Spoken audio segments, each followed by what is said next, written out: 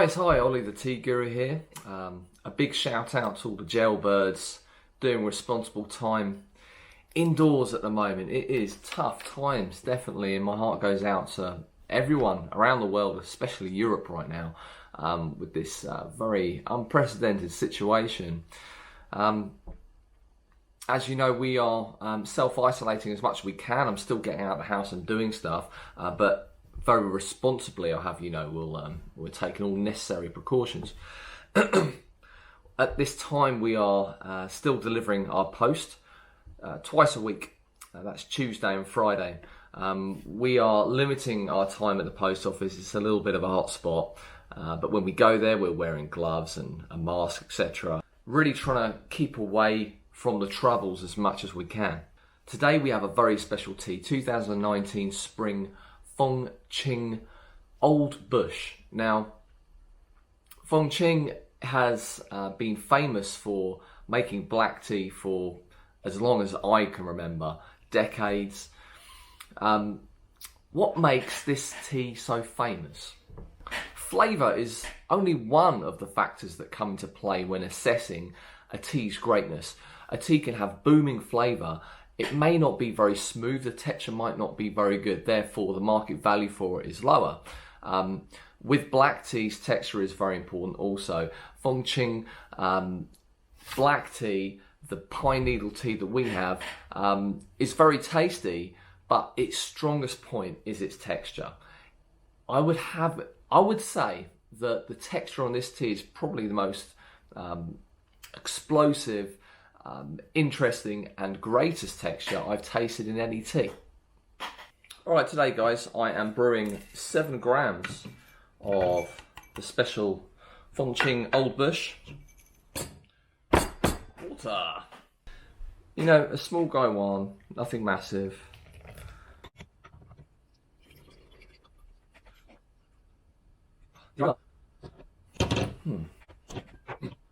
The aroma's quite oily. Cereal kind of notes. Kind of dine hongy.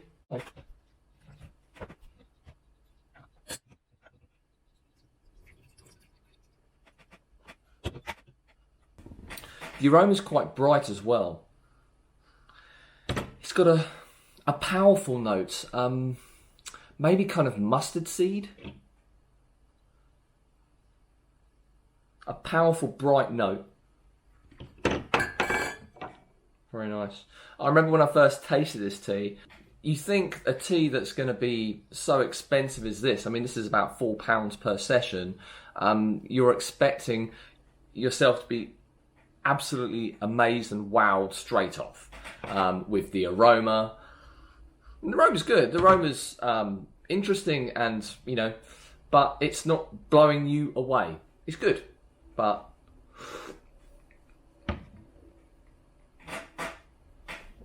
first infusion, super smooth, super duper smooth.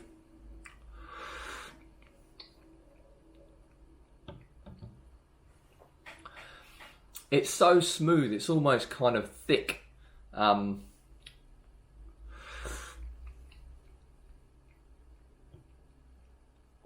It feels like the broth has, it almost feels like jelly or something. The flavour's on point. You're getting that kind of, you can taste that kind of mustard seed note strong. It's not overwhelming at all. You get that. You get the sort of maltiness coming through as well. That texture, it almost feels like kind of like jelly in your mouth or something. Booming. A lot of people might be thinking, hey, £4 a session is quite a lot of money for a black tea. Depends how you think about it. So if you were going to go to Bucks, you know, you'd be paying the same amount of money for a tall coffee. Where, for the same money, you could be at home trying some of the best black tea in the whole world. So put it like that. Yeah, of course, as a tea it's expensive. It's insanely expensive compared to most other black teas. But for the £4, you're tasting some of the best black teas available. Depends how you think about it. Infusion 2.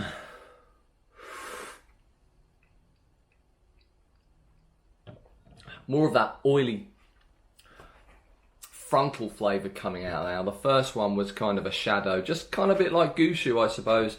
And this could well be a Gushu. It's a very old bush. You know, the first infusion's always kind of in waking up mode. So a little bit more oily. More frontal flavours coming through. Still quite a nice bright astringency as well.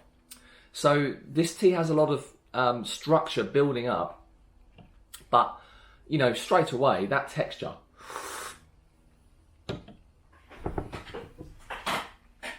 It's just bouncing around in my mouth.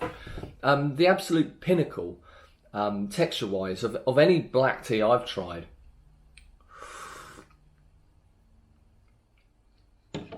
Beautiful. Mainly this is comprised of buds, okay? It's a very buddy tea. Fusion 3. Do you like my sexy mala, by the way? Got these from Bali. Oh, they just smell divine. Sandalwood, and you know, you get some real cheap sandalwood. This one has an amazing, booming scent. You can smell it when it's kind of on you. You know, if you're sort of walking around the house or something, you get a whiff. Ah, oh, lovely. What, £32.50? True. Alright, so I let this one steep a little bit longer. You've got kind of... the mustard seed is gone. That's folded back into this very rounded astringency, which really helps balance this tea out, because you've got lots and lots of viscous, smooth texture. You've got a very elegant, not shouty flavour. This astringency is just rounding it all off very nicely.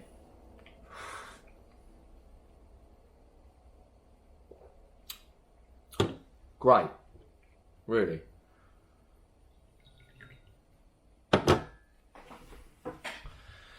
I think in the West,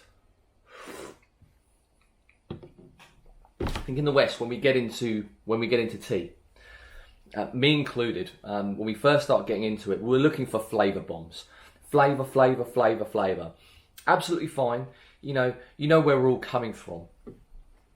Now, you know, flavour is important, but it's not as important as everything else, especially on the Chinese market. The tea needs to be balanced. It needs to have good structure. It needs to be well textured, as well as a good flavour, and in some respects, in some genres of tea, a great aftertaste as well. All these things play a part in deciding on how good a tea is. So sometimes you can look at my store, you can try a tea, for example, maybe a certain oolong, and it tastes explosive, you know, really, really good tangerine notes, tangerine flavour or something. And you think, wow, that's just amazing bang per buck. And it is to us in the West. You know, the texture might be smoothish, but not as smooth as it could be or should be, and therefore the price is down a little bit. I can offer it to you guys, but that same genre of tea with a really good texture will be a third more, maybe, if it's well balanced. That's kind of how it works out there. I remember when I was hitting the tea market a few years back, I didn't... Yeah, of course, you get structure and balance and texture with pu'er tea. I didn't think it was so important with black tea. And I went to a shop and I tasted this guy's tea, and yeah, the flavour was okay, you know, but I thought he was asking too much money. And what I wasn't looking for was the smooth nature of the tea, which really was its beauty, okay? I was just looking for flavour, and flavour with that black tea was okay, you know. It was balanced, it was nice, it was produced nicely, there was no off taste or anything. It's a good tea, but he was, well, I was presuming he was asking over market for it, but he wasn't. In retrospect, it was a fair price for that tea because it was well balanced and it had lots of structure. It was very smooth. At that point in time, I wasn't looking for that. I was just looking for the flavour bomb. In retrospect, he was asking a very fair price for his tea. And, you know, we're all on this tea journey. We're all learning. And all I can do is try and show you how I'm progressing as a tea taster, as a tea vendor, and pass on what I'm learning to you guys.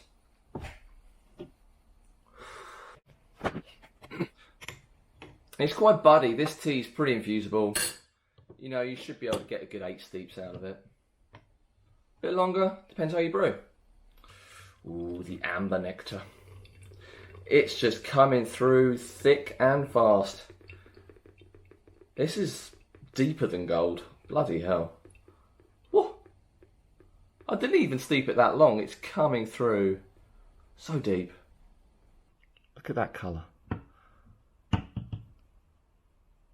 That is beautiful. Hopefully you can see that all right. Super clear. You know, it's a lovely day out there. I'm not going outside. I'm staying in.